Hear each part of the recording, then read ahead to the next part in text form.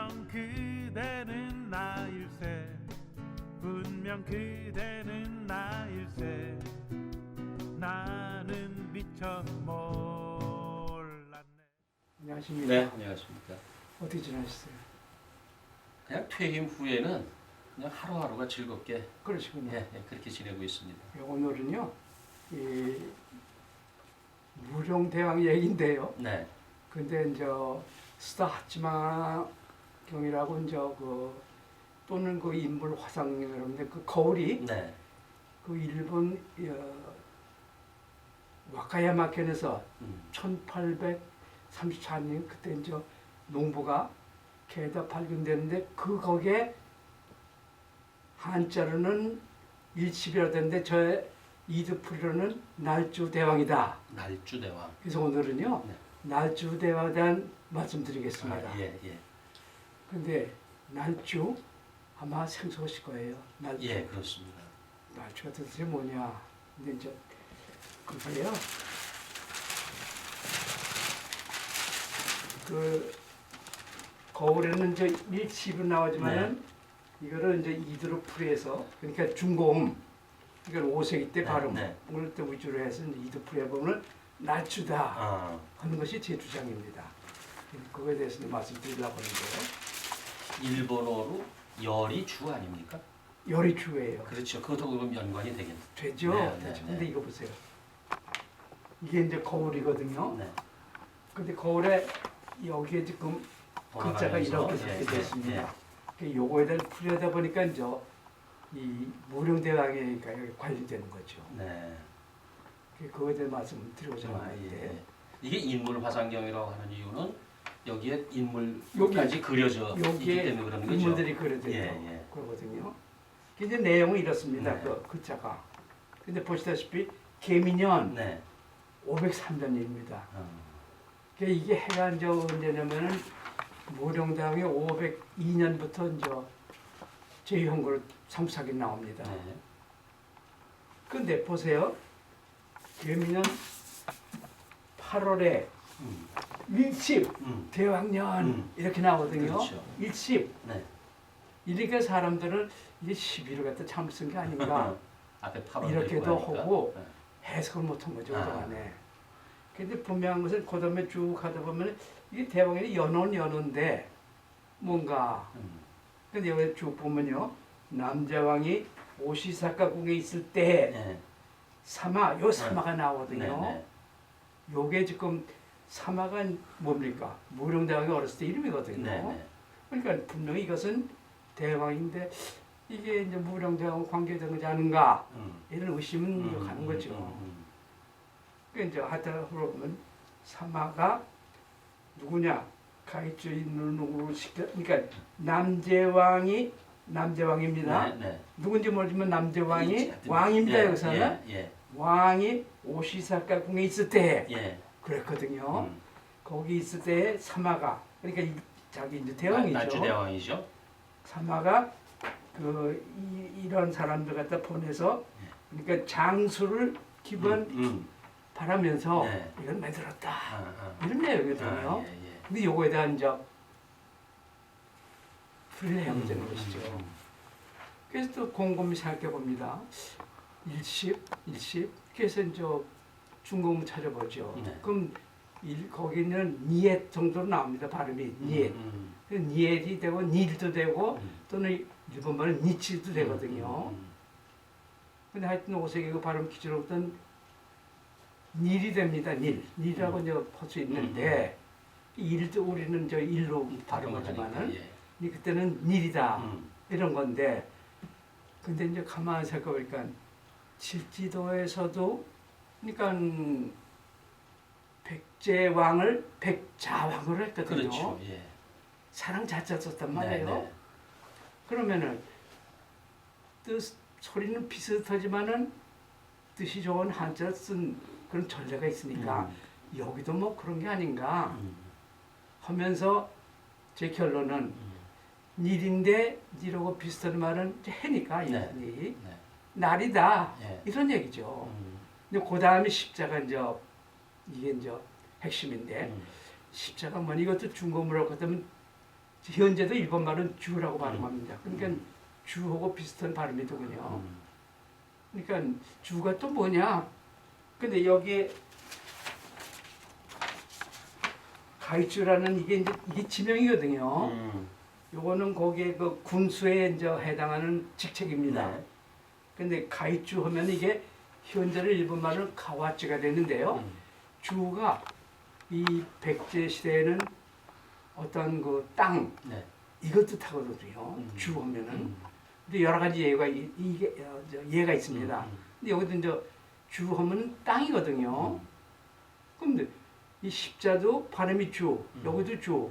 그러니까 이 뜻이 땅이다 이렇게 될 수밖에 없는 거죠. 그러니까 제 주장은 네. 이 일이라는 것은 일로 발음하고 그게 이제 비슷한 우리 백제 말은 날이다. 찾아봤죠 또.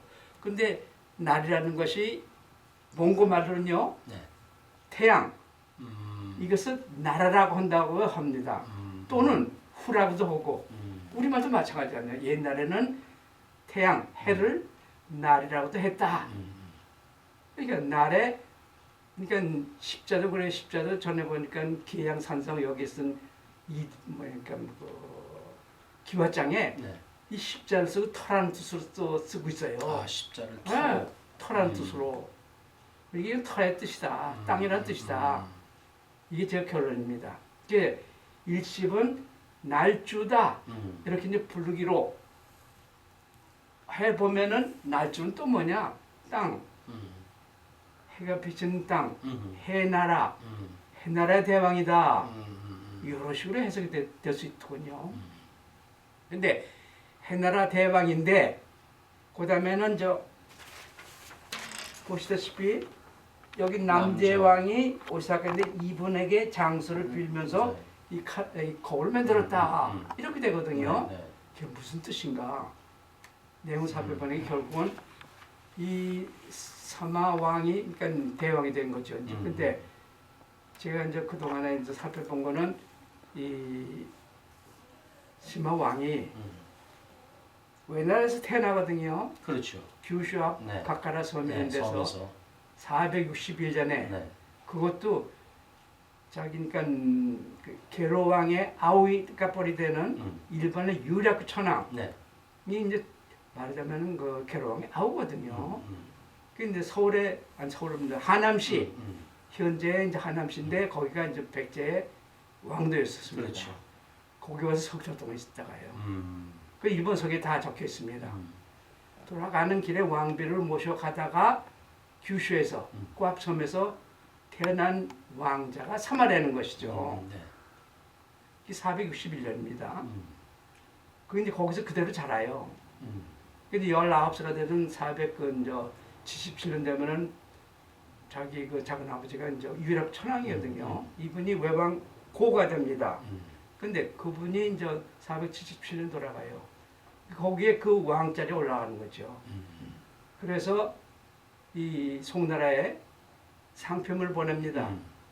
그 상표문에 보면은 그 내용을 쭉 자세히 보면은 결국은 그 외왕부가 외왕 사이가 이제 그 전에 그 게로왕의 이제 일본이 있었을 때의 왕의 이제 그 칭호고 그런 그 관계를 해서 결국은 제 결론은 이 사마가 외왕부였었는데 외왕부가 이제 자기 작은 아버지가 이건 유력 천왕이죠.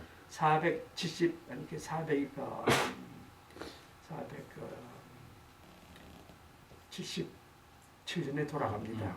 그 뒤로서 외왕부가 되는 거죠. 그래서 그러니까 478년서부터 501년까지 그동안엔 외왕부였었고 일본을 통치하고 있었다는 거죠. 그렇죠. 상부서에 그렇게 되면 502년에 이제 일본으로 돌아왔다. 그래서 무령대왕이 되는 것이죠. 근데 그때 살아 계실 때의 이름이 말하자면은 일십대왕, 날주대왕이다. 이런 결론이죠. 그런데요, 일본석에는 이것을 어떻게든지 숨기려고 했는지, 그 이제 476 그러니까 8년서부터 501년 요 사이를 갖다가 4명의 가공 천학을 만들어서 매국 그 외왕부의 존재를 갖다 완전히 맞춰랍니다. 아, 근데 그것도 이제 자세히 보면요, 아주 그게 거짓이라는 것이 드러나는 게 이 4명이요. 그 이제 사연을 보면은 그 일본서에 따르면요, 그러니까 자기 아버지죠. 그러니까 게로대왕이 예, 예. 그 게로대왕이 일본에서 외양 노릇 할 때에 자기 이제 부치가 되는 저 다른 저 사촌 정도 되는 사람을 갖다가 어떻게 이제 죽이게 됩니다. 그 아들 둘이 숨어 있다가 어떻게 이제 발굴이 돼가서 이제 왕이 됐다고 이렇게 일본서에 쓰고 있지만은 아니 근데 멀쩡히 저 자기 아버지가 이제 일본에서 외양 왔다가 그 게로대왕이 돼서 멀쩡히 살아 있거든요. 네네.